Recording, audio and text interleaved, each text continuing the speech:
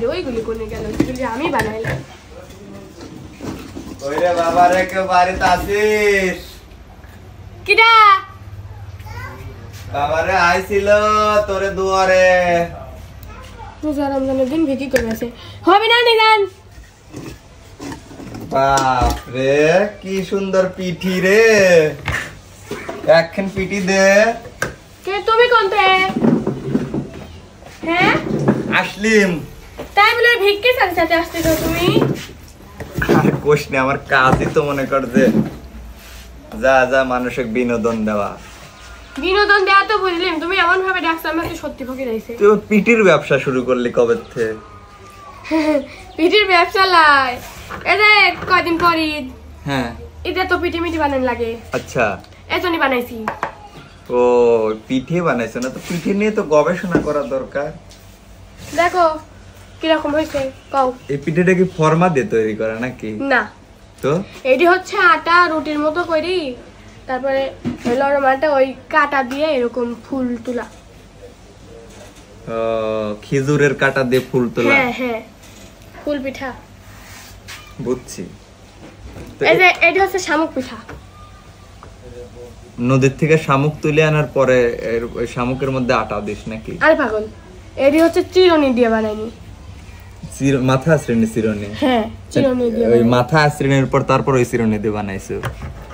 আল্লাহ রে, এই পিঠা বানানি লাগি নতুন চিরনি কিনে রাখা আছে।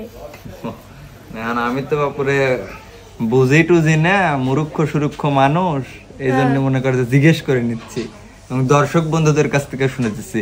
তো দর্শক বন্ধুরা, আপনারা আসলে দেখলেন যে আতিয়া কিন্তু পিঠা বানাইছে নিজে হাতে।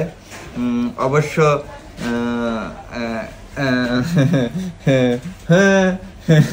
কি হয়েছে বলে কাকা, তোমার কথাটা আমি বলে দেই। আসলে জিভে জল চলে আসছে এই পিঠে দেখে। হয়তো রোজা আছি, খাইতে পারতেছি না, তুমিও তো রোজা আছো তাই না? ও আচ্ছা, না না, এর থেকেও কত সুন্দর পিঠা বোন বিড়াল বানাইতে পারে। বল। হ্যাঁ কাতিয়া, হ্যাঁ হয়তো মনে আইছে, লজ্জা পাচ্ছে, এই জন্য বলতেছে না। ওর তো মানুষেরটা দেখে। এই চাচা, না না না, তুমি ভালো তুমি বলছো। কি বলিস? আমি লজ্জা পাচ্ছি মানে? আমি পিঠা বলছি। আমি কত নাটক করি বেড়াইছি।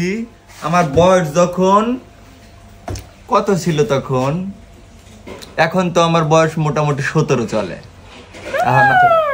30 বছরের বুড়ির হচ্ছে 17 বছর। না না, আমার হচ্ছে অরিজিনাল বয়স 17 বছর চলে, মানে আসল বয়স। সার্টিফিকেটে আছে, সব জায়গায় আছে। বুঝতে পারছি। এখন 18 হয় নাই। তো দর্শক বন্ধুরা, আমি যখন আমার বয়স ছিল 13 বছর, তার মানে 17-র আগে হচ্ছে 13, 14, 15, 16, আমি জানি এরকম। তখন 4 বছর আগের কথা। কিন্তু 4 বছর আগে কি করতাম, ওই সিরিঞ্জ আছে ডক্টরের দোকানে, দেখেন আপনারা পাবেন 10 টাকা করে 15 টাকা করে পাওয়া যায়। ওইটা নিয়ে এসে একটা আটা নিয়ে আসতাম। আটা ময়দা আপনারা চিনেন, ওটা হচ্ছে পানি দিয়ে গুলাইতাম। পানি দিয়ে গুলাইতাম, গুলায় ওর মধ্যে হচ্ছে রং মিক্স করতাম। তখন তো খাওয়ার রং কোনগুলি বুঝতাম না। ওই যে অনুষ্ঠান বাড়িতে যে রংগুলি দিয়ে খেলতো, 2 টাকা পাতা ছিল, সেই রংগুলি নিয়ে এসে মিক্স করে এক একটা কালার তৈরি করতাম। কইরে তখন ওই সিরিঞ্জের মধ্যে নিয়ে এরকম পেঁয়াজ পাড়ায়া, 2-4টে পেঁয়াজ পাড়ায় ছোট ছোট ফুল পিঠা বানাইতাম। তো আজকে আতিয়ার হাতের বানানো পিঠা দেখে আমার সে আগের ওই 4 বছর আগে যে আমি পিঠাগুলি বানাইছিলাম, সে পিঠার কথা মনে পড়ে গেল। আসলে বয়স যখন চলে যায়, সময় যখন চলে যায়, তখন মনে পড়ে অনেক স্মৃতিময় ফেলে আসা দিনগুলো।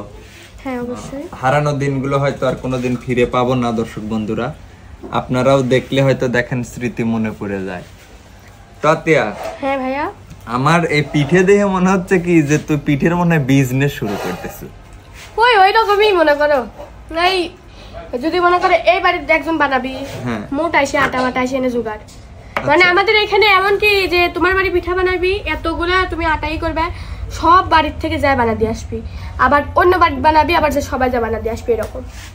ও আচ্ছা আচ্ছা কাকা, ঈদের আনন্দটা সবার মাঝে ভাগ করে নেয়। হ্যাঁ হ্যাঁ অবশ্যই। দর্শক বন্ধুরা, আপনাদের কাছে একটা অনুরোধ, এই যে ঈদের দিন যাচ্ছে, অবশ্যই সবাই আনন্দে থাকবেন, হাসি খুশি থাকবেন, সবাই মিলে একসঙ্গে ঈদ উদযাপন করবেন। মুসলিমদের কিন্তু বছর শেষে এই একটা ঈদ আসে, সবাইকে আনন্দ থাকতে হবে দর্শক বন্ধুরা। তো সবার প্রতি আমার ভালোবাসা রইল, সবাই আনন্দে সুস্থভাবে ঈদ উদযাপন করুন। তোমার কণ্ঠে আমি একটা ঈদের গান শুনতে চাই, ঈদের আনন্দটা আমি উপভোগ করব এবং হাজারো দর্শকের মাঝে শেয়ার করে দেব।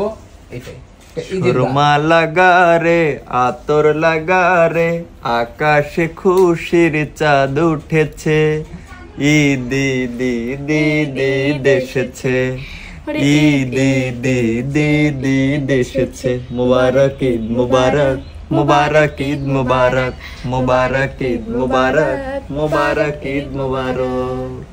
সেমাই বানা রে, তারপরে মিউজিকটা আতিয়া দিয়ে দে।